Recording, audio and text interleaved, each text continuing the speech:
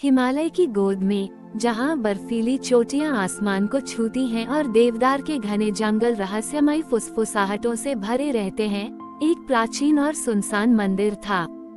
इस मंदिर का नाम था शांति कुटीर और यह अपनी अकल्पनीय शांति और अप्रकट शक्तियों के लिए दूर दूर तक प्रसिद्ध था। लेकिन इस शांति के पीछे एक गहरा रहस्य छिपा था, जिसे सिर्फ एक वृद्ध भिक्षु बोधिसत्व ही जानता था। बोधिसत्व, जिनकी उम्र किसी को ठीक से पता नहीं थी, शांति कुटीर के एकमात्र निवासी थे।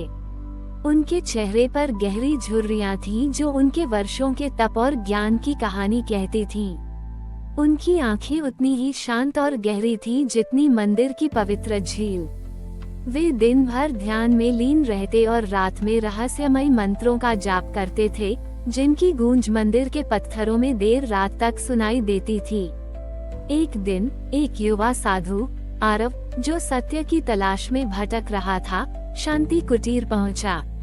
आरव ने बोधिसत्व के बारे में कई कहानियां सुनी थी और उन्हें उम्मीद थी कि बोधिसत्व उसे आत्मज्ञान का मार्ग दिखाएंगे। बोधिसत्व ने आरव का स्वागत किया, लेकिन उनकी आंखों में एक अजीब सी उदासी थी। आरव ने कुछ दिनों तक मंदिर में बोधिसत्व के साथ समय बिताया। उसने देखा कि बोधिसत्व कभी भी मंदिर के सबसे गहरे कक्ष में नहीं जाते थे।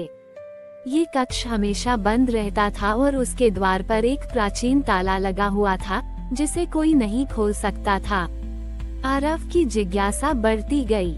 एक दिन उसने हिम्मत करके बोधिसत्व से उस कक्ष के बारे में पूछा। बोधिसत्व ने गहरी सांस ली और कहा, पुत्र, उस कक्ष में एक प्राचीन शक्ति का वास है, जिसे सदियों से बंद रखा गया है। ये शक्ति इतनी विशाल है कि यदि इसे मुक्त कर दिया जाए तो ये पूरी दुनिया में संतुलन बिगाड़ सकती है, या तो उसे स्वर्ग बना सकती है या फिर नर्क। आरव ने पूछा, तो फिर आपने इसे बंद क्यों रखा है? यदि यह इतनी शक्तिशाली है, तो क्या इसे अच्छे के लिए इस्तेमाल नहीं किया जा सकता? उद्धरण चिन्ह। बोधिसत्व की आंखों में एक चमक आई। उन्होंने कहा, पुत्र, हर शक्ति के दो पहलू होते हैं। ये शक्ति, जिसे अवंतिका कहा जाता है, ब्रह्मांड के मूल तत्वों से बनी है। यदि शुद्ध हृदय और सही इरादे से इसका आह्वान किया जाए तो ये शांति और समृद्धि ला सकती है। लेकिन यदि लालच या स्वार्थ से इसका उपयोग किया जाए तो यह विनाश का कारण बन सकती है। बोधिसत्व ने आरव को एक और रहस्य बताया। उन्होंने कहा कि अवंतिका को जगाने के लिए एक विशेष मंत्र की आवश्यकता होती है, जो सिर्फ उन्हीं को पता था, और उस मंत्र को बोलने के लिए एक खास शुभ मुहूर्त की भी आवश्यकता थी, जो सदियों में एक बार ही आता था। बोधिसत्व ने बताया कि वह शुभ मुहूर्त अगले ही दिन आने वाला था। आरव रोमांचित हो उठा। उसने बोधिसत्व से विनती की कि वे उसे अवंतिका को जगाने की प्रक्रिया में शामिल होने दें। बोधिसत्व सहमत हो गए, लेकिन उन्होंने आरव को चेतावनी दी कि यह मार्ग खतरों से भरा है और उसे अपने मन को शुद्ध रखना होगा। अगले दिन, जब आसमान में तारे टिमटिमा रहे थे और चंद्रमा अपनी पूरी रोशनी बिखेर रहा था, बोधिसत्व और आरव मंदिर के उस रहस्यमयी कक्ष के द्वार पर पहुँचे। बोधिसत्व ने एक प्राचीन चाबी निकाली और ताला खोला। जैसे ही द्वार खुला, एक स्वर्गीय प्रकाश कक्ष से बाहर निकला और एक मधुर ध्वनि वातावरण में गूंज उठी।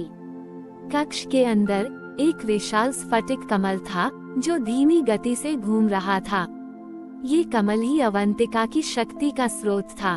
बोधिसत्व ने आरव से अपनी आंखें बंद करने और अपने मन को शांत करने के लिए कहा।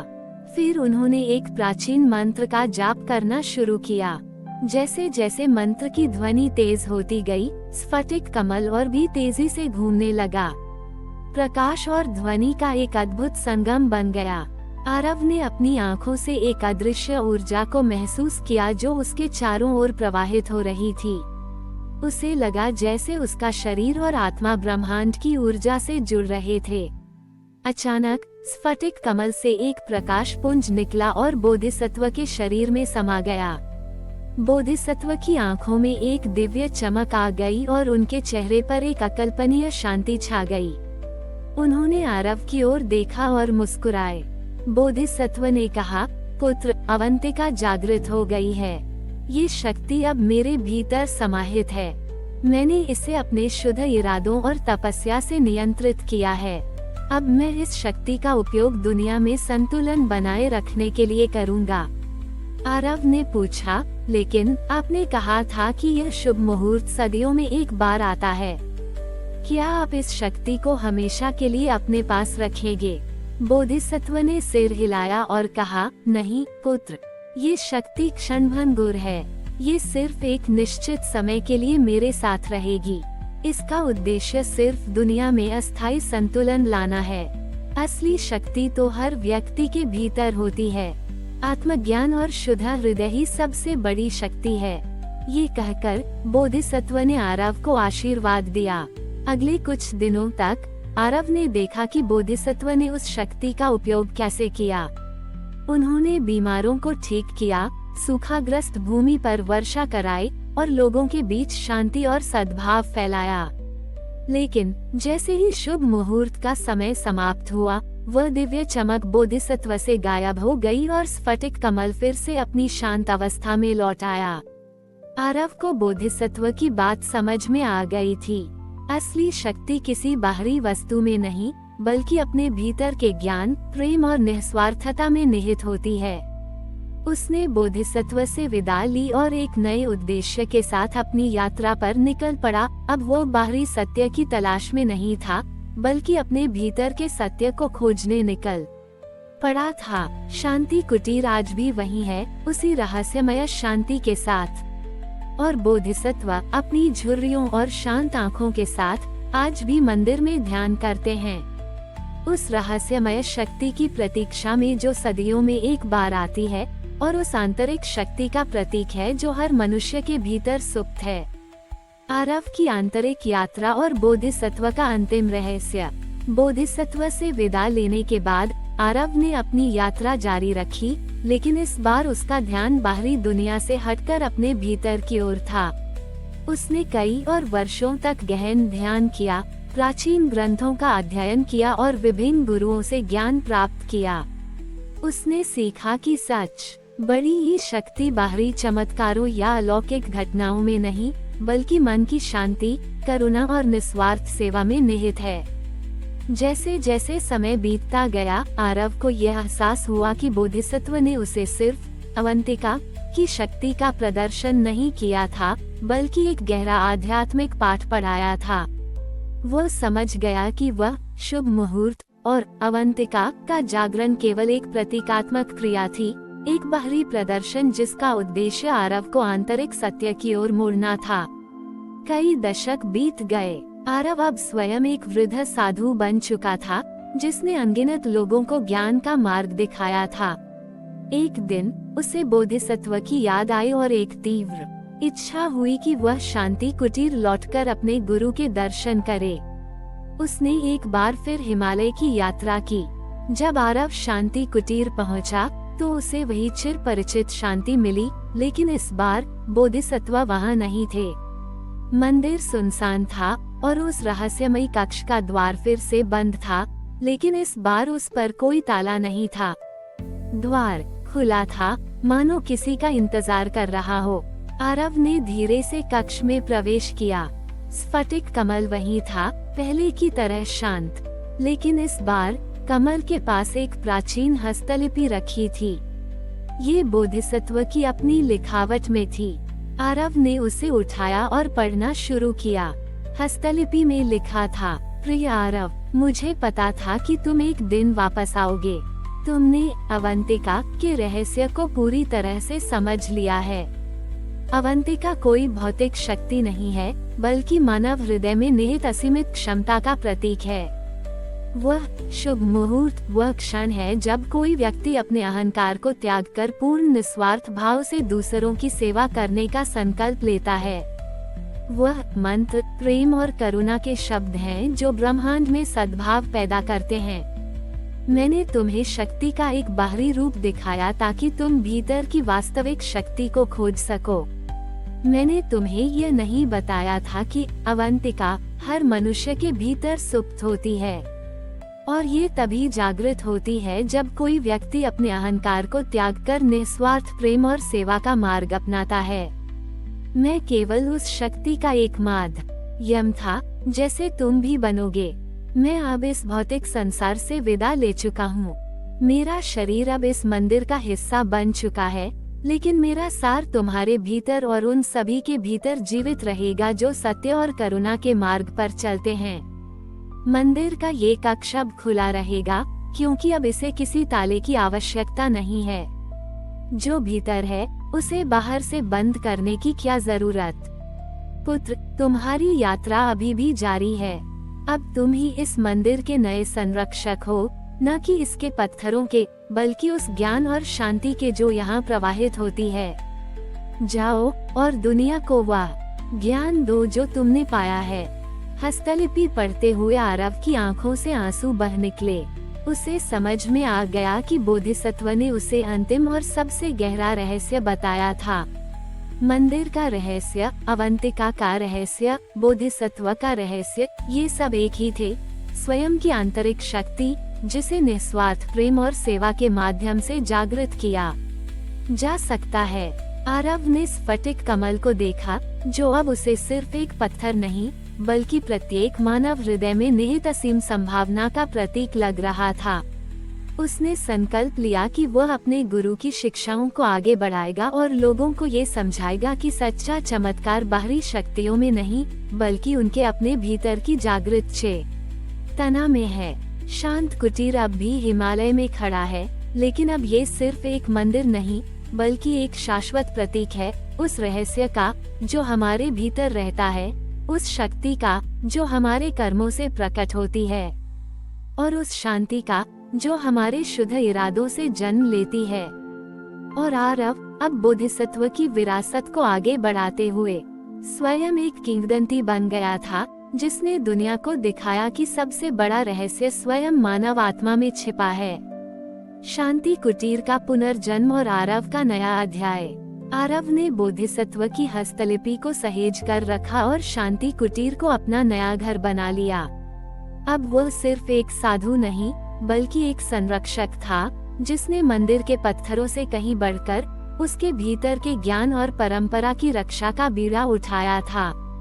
धीरे धीरे आरव ने शांति कुटीर में एक नया अध्याय शुरू किया।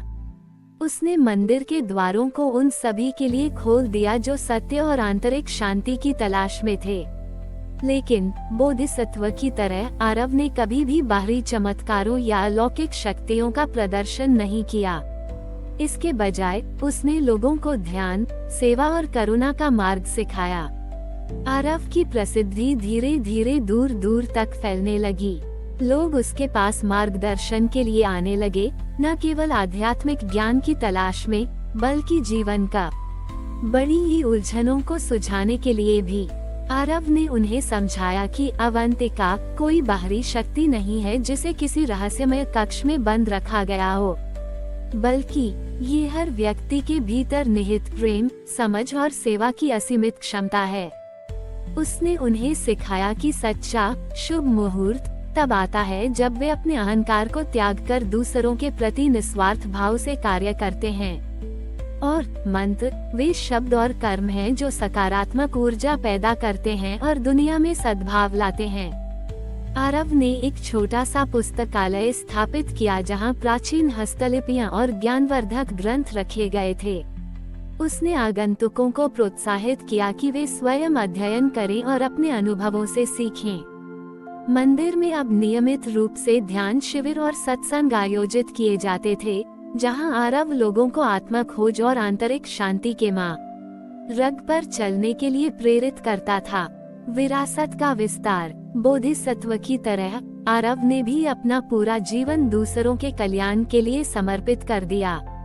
उसने सिखाया कि हिमालय की बर्फ से ढकी चोटियों की तरह मानव आत्मा भी अपनी गहराई में शांत और अचल होती है। जीवन के तूफान और चुनौतियां बाहरी होती हैं, लेकिन भीतर की शांति को कोई नहीं हिला सकता यदि व्यक्ति उसे खोज ले और उसका पोषण करे। आरव ने एक दिन एक युवा साधु को पाया जो सत्य की तलाश में भटक रहा था, ठीक उसी तरह जैसे वह स्वयं कभी था।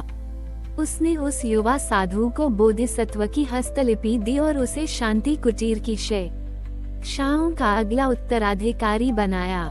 ये सिर्फ एक परंपरा का हस्तांतरण नहीं था, बल्कि ज्ञान और करुणा के एक शाश्वत प्रवाह का विस्तार था। शांति कुटीर आज भी हिमालय की गोद में स्थित है। यह अब केवल एक रहस्यमय मंदिर नहीं, बल्कि आंतरिक शांति और आत्मज्ञान का एक जीवंत केंद्र बन चुका है। वो रहस्यमयी कक्ष अब भी खुला है और स्फटिक कमल अब भी वही है, लेकिन अब वो किसी बंद शक्ति का प्रतीक नहीं, बल्कि हर मानव हृदय में सुप्त असीमित क्षमता का एक मौन साक्षी है। बोधिसत्व और आरव की कहानियां हमें ये सिखाती हैं कि सबसे गहरा रहस्य अक्सर सबसे सरल सत्य में छिपा होता है, कि सच्चा चमत्कार हमारे भीतर है, हमारी जागरूकता में, हमारे प्रेम में और हमारे निस्वार्थ कर्मों में। वे बाहरी खोज की व्यर्थता और आंतरिक यात्रा के महत्व पर जोर देते हैं। शांति कुटीर का रहस्य अब दीवारों में बंद नहीं, बल्कि उन सभी के हृदयों में जीवित है जो स्वयं को जानते हैं और दुनिया को प्रेम और करुणा के साथ देखते हैं। शांति कुटीर हिमालय की गोद में स्थित अब केवल एक प्राचीन स्थल नहीं रहा। आरव और उनके उत्तराधिकारियों की शिक्षाओं के कारण यह आधुनिक युग में ज्ञान, सेवा और आंतरिक शांति का एक जीवंत केंद्र बन गया था। बदलते समय के साथ शांति कुटीर ने भी खुद को ढाला, लेकिन अपने मूल सिद्धांतों से कभी विचलित नहीं हुआ। आरव के बाद कई पीढ़ियों तक शांति कुटीर के संरक्षक हुए, जिन्होंने बोधिसत्व और आरव की शिक्षाओं को दुनिया भर में फैलाया। अब यहाँ केवल भारत से ही नहीं, बल्कि विभिन्न देशों से भी लोग आते थे। वे सिर्फ आध्यात्मिक ज्ञान के लिए ही नहीं, बल्कि पर्यावरण चेतना, सामुदायिक सेवा और मानसिक कल्याण के लिए भी मार्गदर्शन प्राप्त करते थे। शांति कुटीर ने एक अंतर्राष्ट्रीय स्वयंसेवी कार्यक्रम शुरू किया। यहाँ आने वाले युवा कुछ समय के लिए मंदिर की दैनिक गतिविधियों में भाग लेते थे, ध्यान सीखते थे और आसपास के गांवों में सामाजिक कार्यों में सहयोग करते थे। उन्होंने सीखा कि सच्ची अवंतिका की शक्ति तभी प्रकट होती है जब व्यक्ति अपने सुख से बढ़कर दूसरों के कल्याण के बारे में सोचता है। इस पहल ने युवाओं को निस्वार्थ सेवा और पर्यावरण संरक्षण के प्रति जागरूक किया। आधुनिक युग में, जहां विज्ञान ने अभूतपूर्व प्रगति की है, शांति कुटीर ने आध्यात्मिकता और विज्ञान के बीच एक सेतु का काम किया। यहाँ के वर्तमान संरक्षक गुरु देवांश एक पूर्व वैज्ञानिक थे, जिन्होंने अपनी भौतिकवादी जीवन शैली को त्याग कर आंतरिक शांति की तलाश में शांति कुटीर का रुख किया था। उन्होंने मंदिर में विज्ञान और ध्यान पर कार्यशालाएं शुरू की, जहां इस बात पर जोर दिया गया कि कैसे मन और शरीर का संबंध वैज्ञानिक रूप से समझा जा सकता है और कैसे ध्यान मानसिक स्वास्थ्य और संज्ञानात्मक क्षमताओं को बढ़ा सकता है। गुरु देवांश ने सिखाया कि अवंतिका का रहस्य न्यूरोसाइंस तंत्रिका विज्ञान के सिद्धांतों के साथ भी जुड़ा है।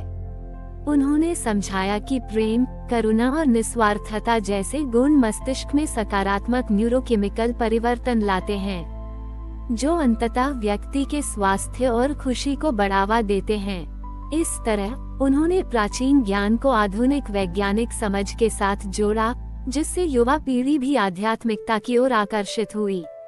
आज भी उस रहस्यमयी कक्ष में स्फटिक कमल शांत बैठा है, लेकिन अब वो किसी छिपी हुई शक्ति का प्रतीक नहीं, बल्कि मानवता की आंतरिक क्षमता का एक शक्तिशाली अनुस्मारक है। अवंतिका अब केवल एक कहानी का हिस्सा नहीं है, बल्कि एक जीवंत सत्य है जो हर उस व्यक्ति के हृदय में अनुभव किया जा सकता है जो निस्वार्थ भाव से जीता है, प्रेम बांटता है और अपने भीतर की शांति को खोजता है। शांति कुटीर ने दिखाया है कि सबसे बड़ा रहस्य किताबों में या प्राचीन स्थलों में नहीं, बल्कि स्वयं के भीतर है। ये हमें सिखाता है कि हम सभी में अवंतिका को जागृत करने की क्षमता है, जिससे हम न केवल अपने जीवन को बदल सकते हैं, बल्कि दुनिया में सकारात्मक बदलाव ला सकते हैं। मंदिर आज भी हिमालय की चोटियों का बीच अपनी शांत आभा बिखेर रहा है। ये याद दिलाता है कि सच्चा ज्ञान और शांति बाहरी दुनिया में नहीं, बल्कि हमारी आंतरिक यात्रा में मिलती है। क्या आपको लगता है कि आधुनिक जीवन में भी इस तरह के आध्यात्मिक केंद्र प्रासंगिक बने रहेंगे? भविष्य की चुनौतियां और शांति कुटीर का लचीलापन। शांति कुटीर अपने सदियों पुराने इतिहास और गहन शिक्षाओं के साथ आज भी हिमालय में स्थित है। गुरु देवांश और उनके उत्तराधिकारियों ने इसे एक ऐसे केंद्र में बदल दिया है जो आधुनिकता के साथ आध्यात्मिकता का सामंजस्य बिठाता है। लेकिन भविष्य हमेशा नई चुनौतियां लेकर आता है और शांति कुटीर को भी उनका सामना करना होगा। एक प्रमुख चुनौती पर्यावरण का संरक्षण है। हिमालय का नाजुक पारिस्थितिकी तंत्र जलवायु परिवर्तन और बढ़ती मानवीय गतिविधियों से प्रभावित हो रहा है।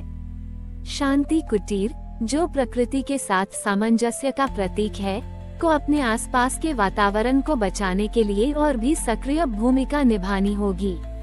इसमें स्थानीय समुदायों को सतत विकास के तरीकों के बारे में शिक्षित करना और पारिस्थितिक संतुलन बनाए रखने के लिए पहल करना शामिल हो सकता है। दूसरी चुनौती तेजी से बदलती सामाजिक संरचनाएं हैं। दुनिया अधिक शहरीकृत और तकनीकी रूप से उन्नत हो रही है।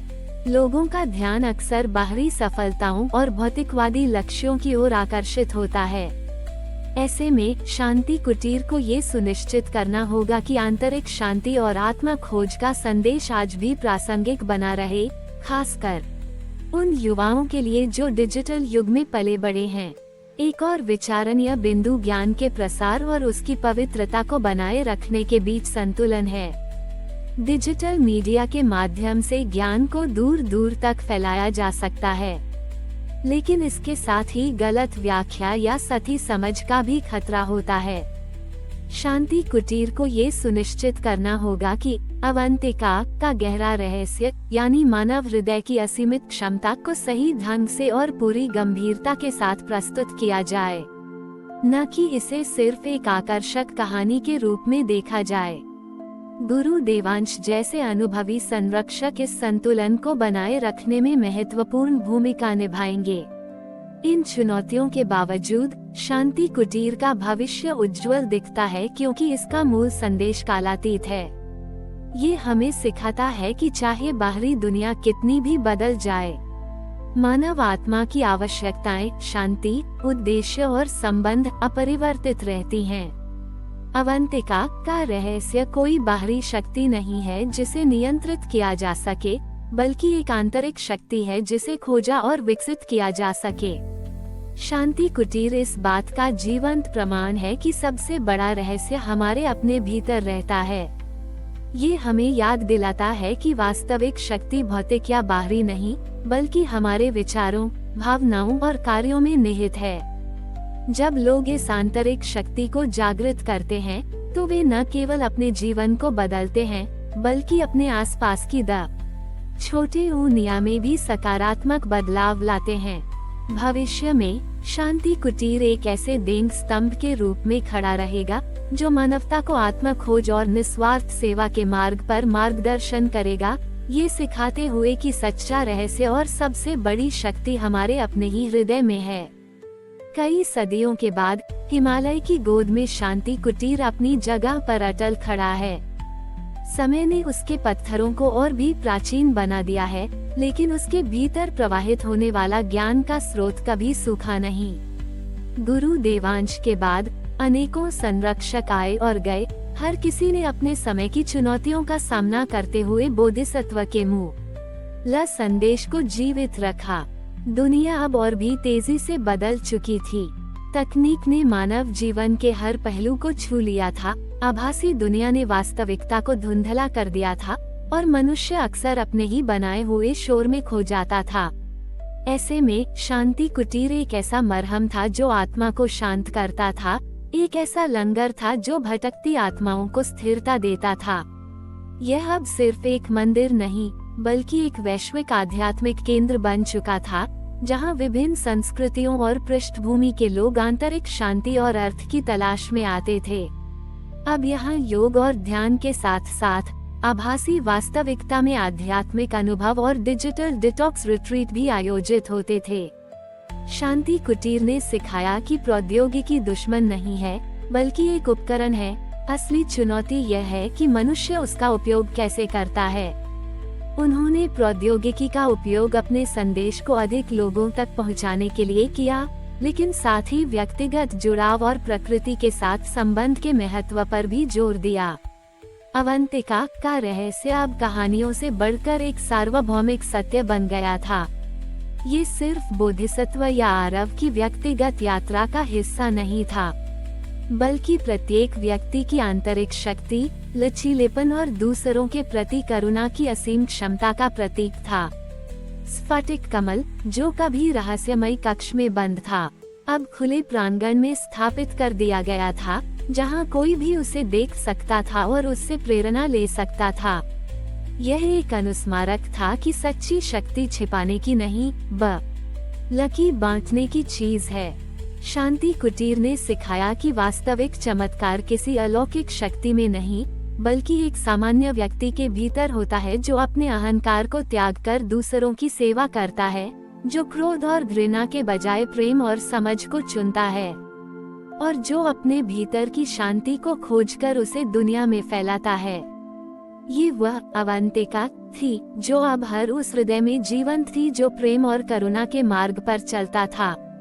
शांत कुटीर सदियों की यात्रा के बाद भी हिमालय में अपनी शांत आभा बिखेर रहा है। यह अब केवल एक धार्मिक स्थल नहीं, बल्कि मानवता की शाश्वत खोज का प्रतीक है। सत्य, शांति और स्वयं के वास्तविक स्वरूप की खोज। बोधिसत्व का रहस्य, आरव की यात्रा और उसके बाद आए सभी संरक्षकों का योगदान, ये सब मिलकर एक ऐसा संदेश गढ़ता है जो समय की सीमाओं से परे है, कि सबसे गहरा रहस्य हमारे भीतर है और सबसे बड़ी शक्ति प्रेम और सेवा में निहित है। ये कहानी एक ऐसे चक्र की है जो कभी समाप्त नहीं होता, एक ऐसी सीख की है जो हर पीढ़ी के साथ नई होती है। शांति कुटीर हमेशा रहेगा एक ऐसा स्थान जहां मनुष्य स्वयं को खोज सकता है, अपने भीतर की अवंतिका को जागृत कर सकता है और दुनिया को एक बेहतर जगह बनाने की दिशा में योगदान दे सकता है। ये सिर्फ एक कहानी नहीं, बल्कि एक निमंत्रण है अपने भीतर के रहस्य को जानने का और उसे दुनिया के साथ साझा करने का।